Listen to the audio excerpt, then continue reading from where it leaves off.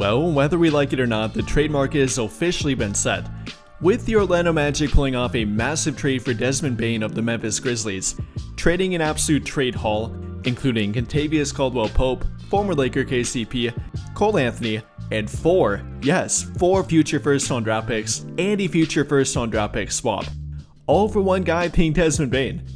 And although we're talking about a very talented player here, a guy that I personally like and wanted the Lakers to draft back in his draft class in 2020, I'm not sure Desmond Bane was worth quite that much.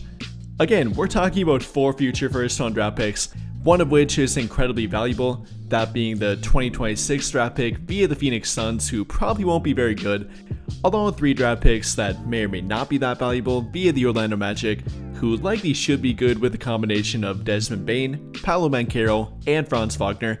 You know, even with that, that's a lot to give up, no matter if you're talking about for Desmond Bane or really any player for that fact. And well, with that in mind here, what does that mean for a team like the Lakers and how might they be able to benefit from this trade? Definitely a lot to factor in here, but starting with the trade value and kind of how Desmond Bane set the trade market, I think that says a lot about what they could or maybe could have gotten for Austin Reaves. After all, we pointed the Orlando Magic as a team that might want him and probably would value him in a trade. You know, probably not after this trade, as him and Desmond Bane are fairly similar players and I doubt they would trade for Austin Reaves here now. But if they gave up that much for Desmond Bane, how much would have they given up for Austin Reaves?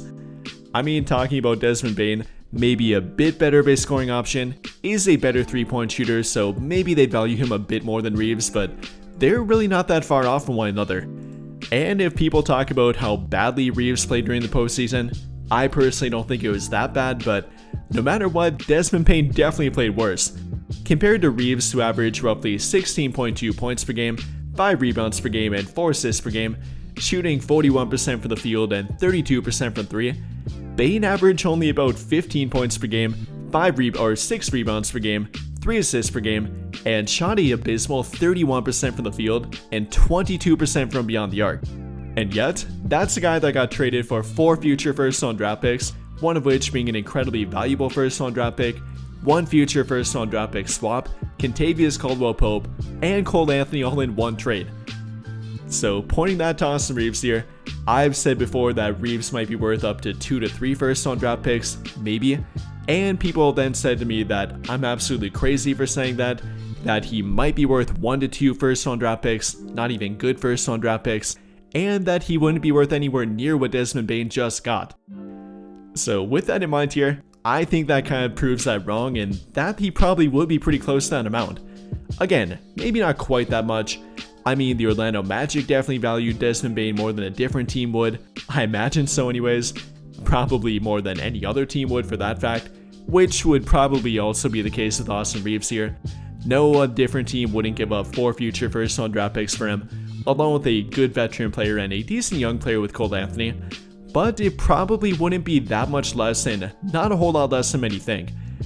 Again, I think he probably would be worth 2 to 3 future first-round draft picks, good first-round draft picks, maybe a decent player that would be worth the same salary through a trade to make the trade work financially. So the question kind of comes down to here, should the Lakers trade him? If they can get a similar trade package than what the Grizzlies got for Desmond Bane, should they trade him and really should they think more about it? That's definitely up for debate here, but regardless, this trade set the trade market, and it might not be that crazy to think that Reaves could get a similar trade package, albeit slightly less than what Desmond Bane got the Memphis Grizzlies. But even apart from that, I think it's worth noting what got traded here and what might be signaling toward the future with the Memphis Grizzlies and the Orlando Magic. For one, the Orlando Magic are definitely going all in. They won't be trading away any other players in their team or no other major additional players in their team. Not going to be looking to trade Jalen Suggs, for example. I know many Laker fans wanted him, and that's completely off the table in my opinion. Even a guy like Wendell Carter Jr. or Goga Bitadze, probably not available, as their big trade has already been made, so they probably won't be looking to make another one. They're a little bit drained on trade assets. I mean, compared to the Lakers, they still have plenty of them in regard to draft picks, but probably not willing to make another big trade, so I think we can cross them off the list. However, that's not the case for the Memphis Grizzlies, potentially. I think this trade signals they're entering a major reset, or maybe entering a major rebuild, With guys like maybe John Morant, Jaren Jackson Jr., and any other veteran player on their team, including the ones they just got here, KCP and Cole Anthony, potentially being on the table for another trade. And well, for a team like the Lakers, they could definitely benefit from that. Probably don't have enough to trade for John Morant. Also, don't think that would be a great fit for their team and not a really good trade target. Maybe you would have enough for Jaren Jackson, given that he is under an expiring contract, so we'll talk about that one in a bit here. But even for veterans like KCP, again, former Laker KCP, won a championship with their team and is a liked teammate by LeBron James. A guy like Cole Anthony potentially. Other veterans on their team that might be something worth looking into in my opinion. And they definitely should if Memphis would enter a full-out rebuild and then have an all-out fire sale. If that would in fact happen, I definitely would look into it. And starting out with KCP, the guy they just got here, if they're entering a rebuild, they definitely don't have a future with him, and he might be available for a fairly good price. After all, he does have kind of a bad contract. Not a terrible contract per se, but definitely not a valuable contract in a trade. That's part of why they couldn't get more for him in a trade, the Orlando Magic meaning, and why they're so easily ready to give him up via the trade for Desmond Bane. But now on a team like Memphis that again might be entering a rebuild, they'd probably look to give him up or simply expiring contracts to get off that contract, and the Lakers do have that to offer. They can offer something like Gabe Vincent, Maxi Kleber, or even Maxi Kleber with a different combination, then keeping Gabe Vincent, but regardless, they could offer those two and then simply maybe a future first round draft pick swap at the absolute most, or maybe even get him without that. Again, the contract's not a great one. If they're entering a rebuild, they don't want a 2-year contract on their payroll, kind of prohibiting them and limiting them, and simply kind of him blocking the pathway for younger players to get minutes. They definitely would look to trade KCP.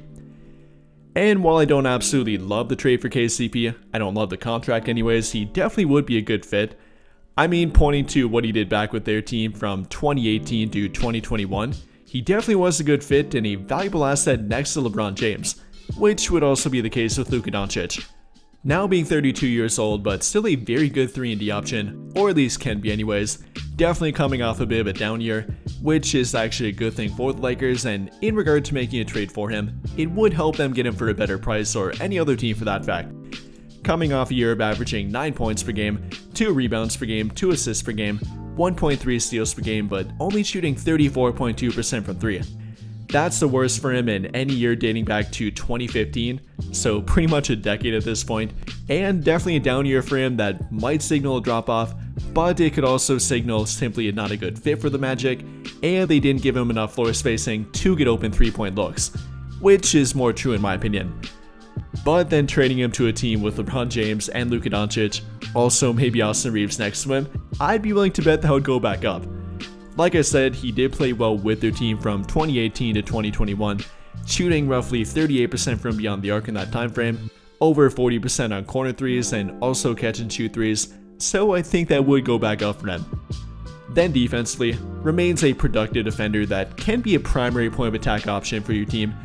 I mean, the offense might not have been good last season, but the defense definitely was, having a plus 1.6 defensive BPM rating, also having a top 30 defensive EPM rating, so no matter where you look, he does remain a very effective and reliable defender at the point of attack or even on the wing too. So trading simply expiring contracts for him, I definitely would think about it if the Grizzlies would enter a rebuild. But after KCP, looking at a bigger fish here, potentially at Jaren Jackson, this would definitely be a difficult trade to pull off, especially after Desmond Bane set the trade market and the Grizzlies getting that trade package for him. I imagine they'd be looking to get a pretty damn big trade package for Jaren Jackson. Yes, is under an expiring contract.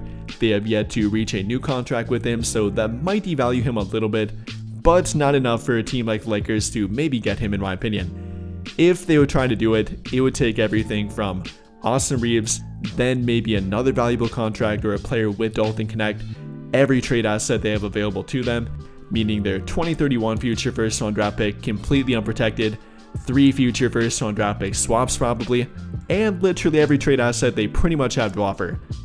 So not entirely sure how I feel about that one. Don't get me wrong, Jaren Jackson's a great player, definitely a top tier defender, is a former top 3 defensive player of the year finisher and would be a great rim protector for their team, great versatile defender in general, also a very good scoring option, could be the future second option behind Luka Doncic, third option behind LeBron and Luka for now, averages anything from 20 to 25 points per game, is a very good floor spacing big and simply a good three-point shooter in general. You know, not a good rebounder, and that's a problem for him, but would be a pretty good fit next to Luka Doncic and could potentially be a future piece for their team. But in regard to trading Austin Reeves, Dalton Knecht, and every trade asset they have available to them, not sure I go that route. I mean, if Rob Pelinka could somehow pull off more trade magic, pulling off another Dark Magic NBA 2K kind of trade here, maybe something instead like Rui Hachimura, Dalton Knecht, their 2031 future first round draft pick, 3 future first round draft pick swaps, then yes, I definitely do it, but for the other trade I mentioned, would definitely be a bit hesitant.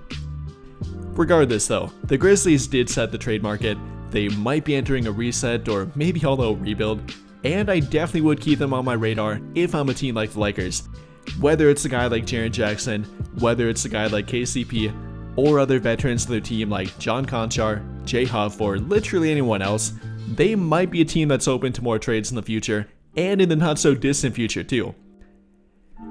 And overall here, between how it set the trade market, between what it might do for a guy like Austin Reeves' trade value, between what it might do for the Lakers' trade ability in general, I think there's a lot of implications here that do affect the Lakers and pretty much every other team for that fact too. And with that being said, what do you guys think? How do you feel about the Desmond Bane trade, what it might do for the Lakers and how they might be able to benefit from it, and how they should approach the trade market going forward? Let me know your thoughts in the comments down below. But I think that'll pretty much do it for this one.